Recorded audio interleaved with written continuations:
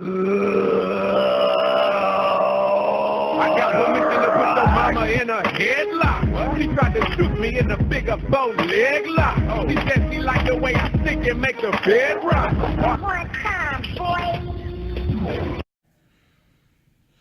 All right, wrestling fans, Elite Legend back in the house, ready to finally unveil a set that I have been sitting on for quite a while. I haven't had the right chance to unpackage this set, so I am very excited to do so now. I got my wrestling room set up, so we're going to go ahead and we're going to put together the WWE Flashback JJ Dillon Build-A-Figure set. Yeah, that's right. For those of you that may not be familiar, Mattel did actually make a JJ Dillon figure, and they released it in a basic set of WWE flashbacks. Now, considering JJ Dillon was a manager in the NWA, this is pretty obscure for Mattel to have tackled this actual figure. Now, I'm excited to have him in my collection. Not too many people have him in their collection. The distribution of this line was awful, but I am nevertheless happy to actually have it. I wasn't able to find it in retail. I actually had to buy this online, so I had to pay pretty much double what it would have cost, maybe triple. But I had to have JJ Dillon in my collection. So without further ado, let's break into this and start opening up these packages. The first one that we're going to open is going to be Sting. Now, this line comes with Sting, Booker T, Lex Luger, and Ric Flair. I can understand Flair, Sting, and Luger, given that they were all former horsemen, but I don't understand why Booker T is in this wave. But let's go ahead and crack this open. And I am not a mid-on-card collector. So the first thing we're going to open up is Sting. First, let's take a look at the packaging quickly. You see a very strange selection. They went with Sting as he was making his conversion from Surfer into Crow. There's the back of the packaging. See, Flair comes with the legs, Luger with the torso, Sting with the arms, and Booker with the head.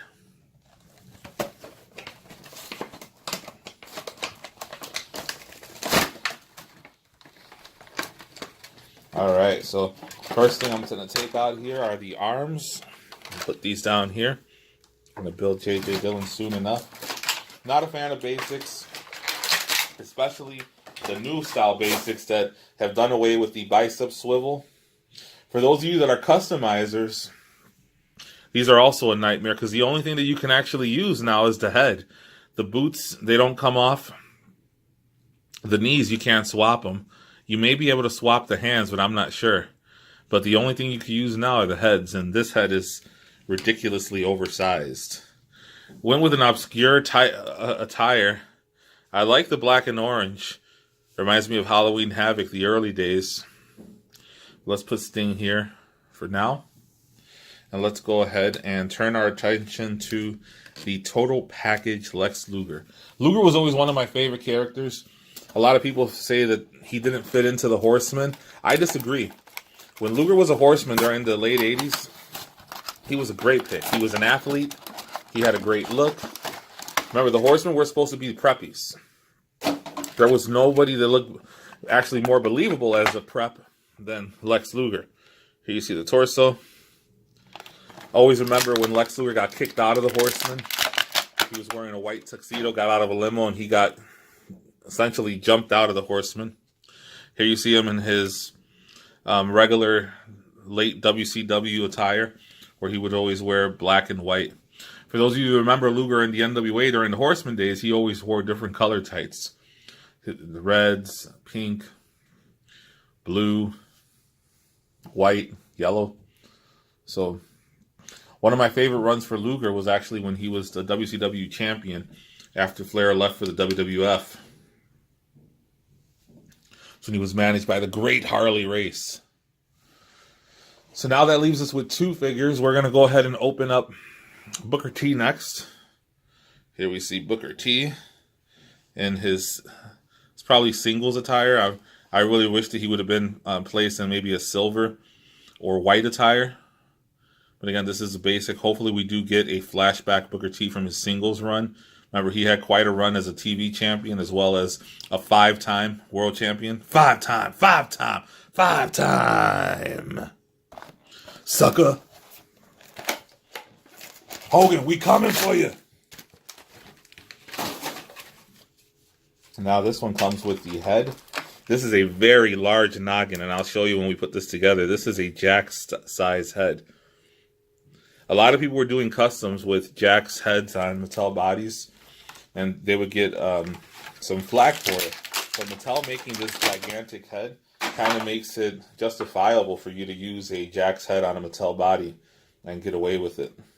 Kind of all bets are off now. Really like this scan of Booker T. I'm pretty sure this is the same scan that they used for the Harlem Heat set. See if we get them to focus there. It's a little dark in the Elite Legend cave here. So Booker T here. And now we're going to open up the Nature Boy, Ric Flair, styling and profiling, custom made from head to toe. Take a look at those glasses. Woo! This is the final piece to the puzzle. Ric Flair. Really like this scan. You see Flair smiling there.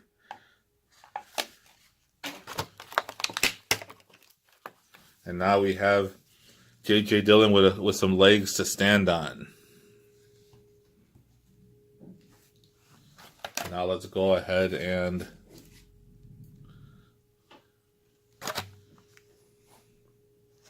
prepare to take Flair out of the package.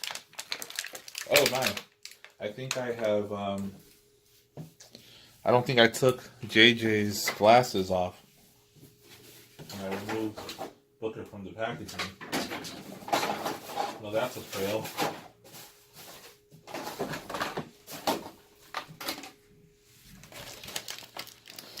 Ooh, that was close. When you have cats, it's a little tough to hold on to accessories, especially if they hit the floor.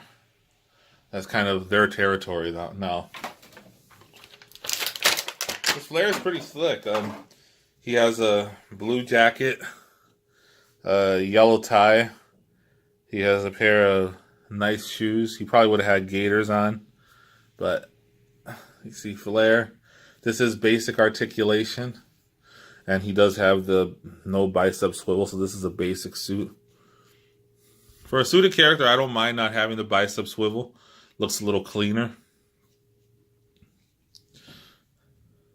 So, without further ado, let's go ahead and start building James J. Dillon, the leader, well, the manager of the Four Horsemen. Everybody knows that Flair was always the leader of that squad. So let me know in the comments below, what was your favorite faction? What did you think about the Horsemen? I know this isn't per se a Horseman set, but when you're doing James J. Dillon, it is Horseman themed. So we're going to put them together. We're going to snap them in. There you go. I've always had problems with Build-A-Figure arms. Sometimes you have to trim a bit of the peg to get it to stay in. That was really apparent with the Mean Gene. Oh, and I was almost putting up. We have...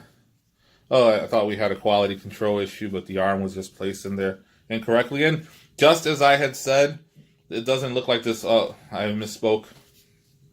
I thought that the left arm didn't fit in properly. However, I was mistaken, thankfully. And there you go. They both fit in nicely. Let's get this big noggin on here, and then I'll show you guys what we've done.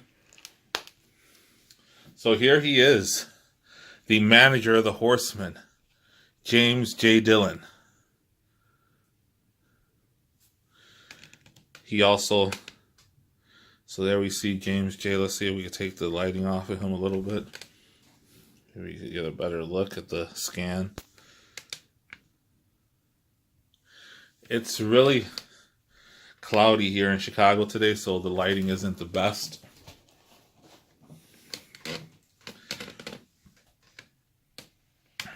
Elite Legend is in the process of updating his lighting, so for those of you, just bear with me. And here you see him with his glasses. Cool touch. Very 80s. And these are the figures all together. You see Booker T. You see the Stinger. You see the total package. And custom made from head to toe, the Nature Boy Ric Flair. And oh, I forgot one last thing. Flair did have a pair of glasses. We're gonna take a look at those. As you can see, he does have the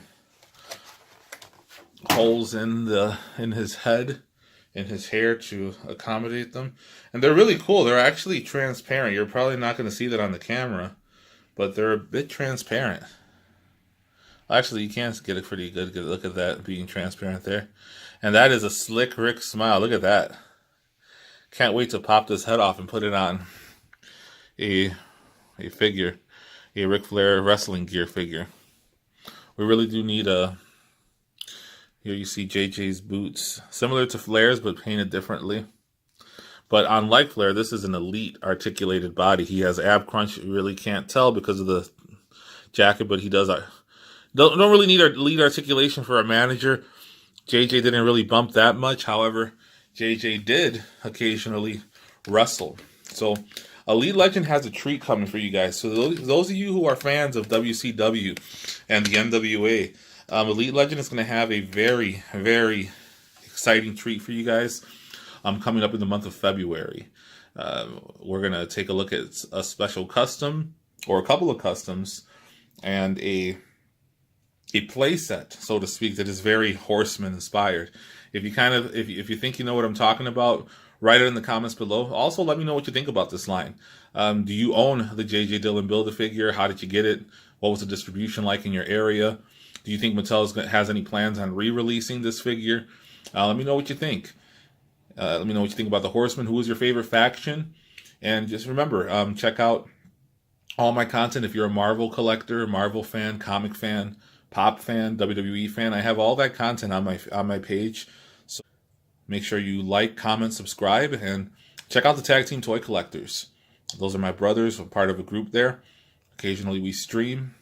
Our leader's Kevin, the Tattooed Toy Hunter. Our PR guy is Sandman PR Vlogs. You got Venom Fang. You got Kevo, Life Anime Gaming. A lot of cool channels, so check those out. Bluckers. We have Overkill. So a lot of cool pages. Check us out. And until next time, make mine elite.